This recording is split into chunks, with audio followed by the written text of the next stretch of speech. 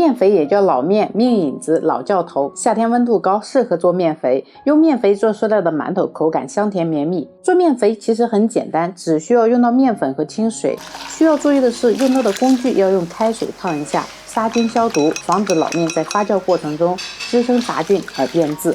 准备200克的面粉，用120毫升温水和面，和成偏软的面团放入碗中，覆盖保鲜膜，常温下自然发酵。室温30度左右发酵24个小时。如何判断老面肥是否发酵好了呢？外观看体积变大，表面有大大小小的气泡，闻起来有浓浓的酸味。扒开看看，内部有丰富的蜂窝，这样的老面肥就发酵好了，不用添加酵母粉，可以直接和面蒸馒头。用老面肥发面蒸馒头要搭配食用碱使用，中和酸味。下期视频详细讲解如何用老面肥蒸馒头。